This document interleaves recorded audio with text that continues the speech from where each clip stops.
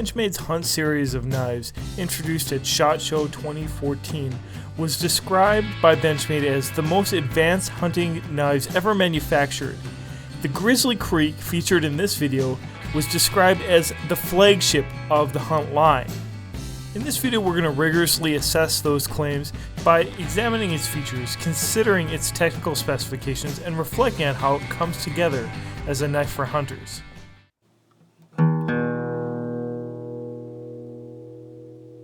Benchmade did not spare any detail in the design and composition of the Grizzly Creek, and that's even true if we begin with the name Grizzly Creek. Evidently, this is a reference to Grizzly Creek Redwoods State Park in Northern California, which harbors stately coves of old-growth redwoods.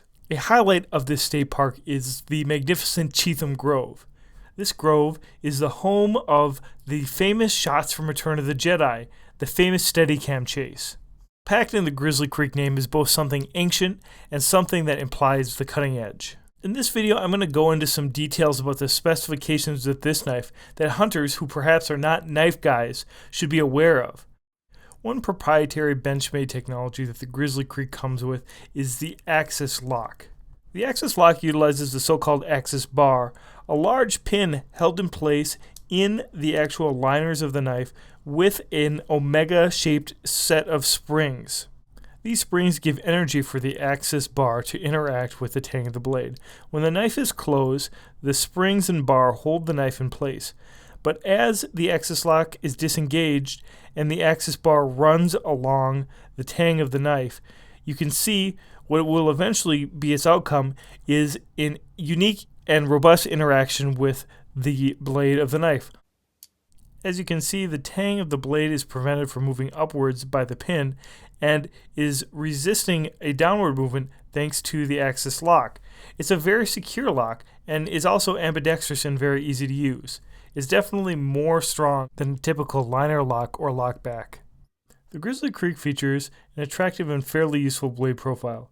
It's characterized by a slow convex drop point blade, which is as it were syncopated by forward jimping on the front of the spine where it meets the high flat primary grind.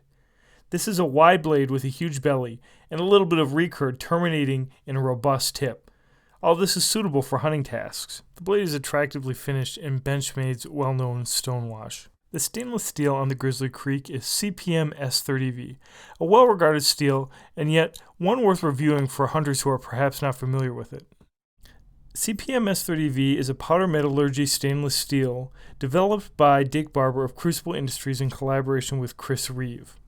The powdered metallurgy process is a state-of-the-art technology blending powdered materials, resulting in a very fine and consistent grain structure. Coupled with a vanadium content higher than your standard 440C or 154 cm, this steel allows for a knife blade that will consistently hold a good edge considerably longer than your standard 440C after a lot of cutting tasks. Considering that the gut hook would probably be used less frequently, it makes sense that this is made out of 440C stainless steel. The hook is held by a slip joint and is easily deployed thanks to a cut in the back of the blade, which features a similar stonewash to the main blade. The slip joint in the gut hook allows for a couple different ways to hold it.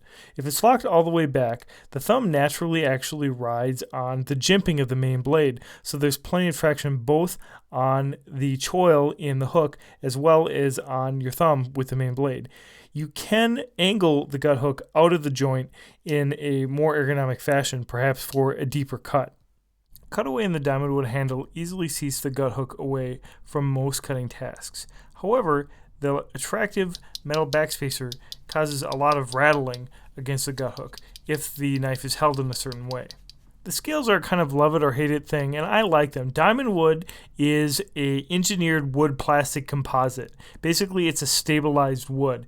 It is impervious to moisture, and it hasn't warped in the various wet conditions that I've used the knife, including butchering a deer. In fact, when your palms get sweaty, it seems like the wood gets a little bit sticky. As you can see, this knife also features Benchmade's somewhat infamous split arrow or dick clip.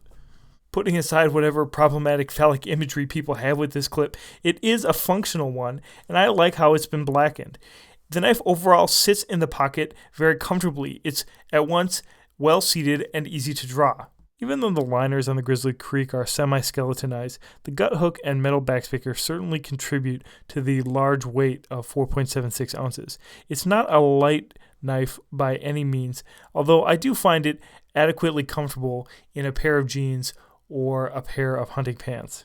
All these things said, I feel like the hunting dimension of this knife comes out best when you're considering the overall profile and ergonomics of this knife, which coincidentally viewers may have noticed shares a lot in its overall design with the now discontinued Lone Wolf Landslide.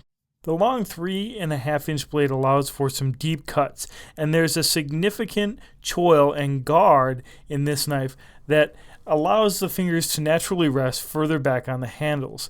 Now you might think, okay, so this is going to create a certain amount of imprecision when you should be really making precise cuts, but I think that the idea is that this is a position for deeply penetrating, making initial cuts, maybe cutting deep through hide. However, you can easily, and I mean very easily and naturally, choke up on this blade for precision work or fine cutting tasks. And here the jimping and the questionably large choil start to make a lot of sense. You have a very natural thumb rest as well as a place where you can precisely put your finger, and the odds are is that your hand is not going to exactly feel normal when you're working on an animal. It might be either hot or cold depending on the situation, but you're going to want that sure sign, that traction at the front of the blade. That front jimping on the main blade, which I kind of want to make a case for because it's otherwise so ugly, again provides a very natural rest for your thumb when using the gut hook. I do have to mention too that the oversized thumb studs allow for an extremely easy deployment. They're actually so large that I've waved the knife out of my pocket on a couple of occasions. Maybe I need looser pants.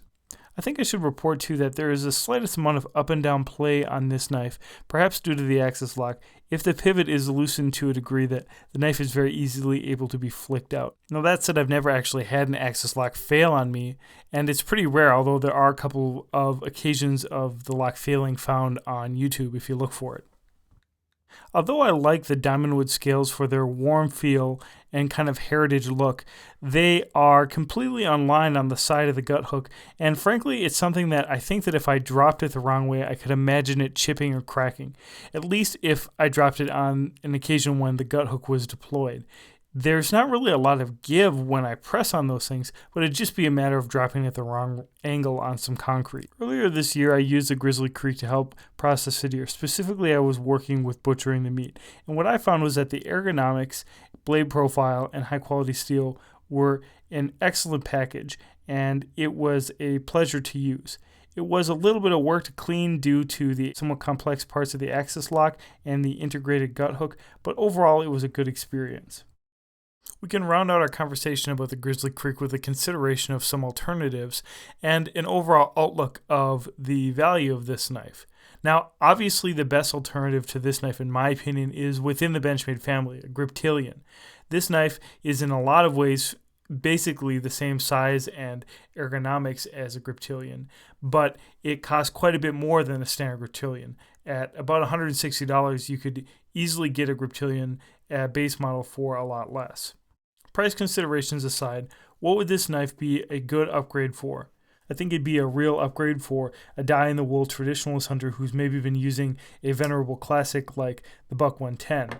Here you're going to get a much better steel, better lock, and significantly less weight. I love the 110, but it's heavy, and you've got to carry it in a sheath. So at this point, guys might be saying, hey, why not just get a big tactical folding knife like this Paramilitary 2 and just make sure you get one with an upgraded steel? Honestly, that's a very good alternative, and I think the reason why you'd get the Benchmade Grizzly Creek over something like this Spyderco just because there is a little added functionality in the gut hook and you like the image of the Hunt series. It certainly is not going to be a replacement for a robust fixed blade like this Buck Ranger or this Jesse Giroux's JFS, which, although smaller than the Benchmade significantly, is just more robust by the fact of being fixed. So there's no doubt that the Grizzly Creek in some ways lacks some of the virtues of an all-purpose folding knife like a Griptilian or a Paramilitary, and it also lacks in some ways the robustness of a fixed blade for hardcore hunting tasks. If I was looking for a smaller knife in the hunt style and didn't need the gut hook, definitely the first place to look would be the North Fork at almost 3 inches of blade. If I needed a big fixed blade, then there's the Saddle Mountain Skinner. But I still think that there's a unique place for the Grizzly Creek as a flagship of the hunt line. For the avid sportsman, the Grizzly Creek is what I could imagine the knife that you would carry all the time in the field. This is an ideal backup knife. Yes, it doesn't have the pure strength of a fixed blade, nor the simple versatility of your typical EDC folding knife, but it's one that you could easily use in most game processing situations or in most field utility tasks where a fixed blade just isn't necessary. It's definitely true that my dad is still using his old Buck 110 as a do-it-all knife during the hunting season. In my estimation, the Grizzly Creek inherits the spirit of the do-it-all hunting knife with vastly better materials and equally good, if not better, ergonomics than some of these old classics.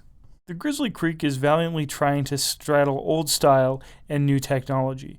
It's an interesting choice between a traditional hunting knife and just resorting to a tactical folder. The Grizzly Creek strikes me as a little rococo. It's trying to do a lot of things, but I think that this unique character could make it a knife to enjoy for many years. At any rate, I'd be interested in hearing your comments on the Benchmade Grizzly Creek in the comments below. If you made it this far, I really want to thank you for your time. Please feel free to check out some of these other vids. And I'm always grateful for your subscription as it's a great support to my channel. So, thanks again.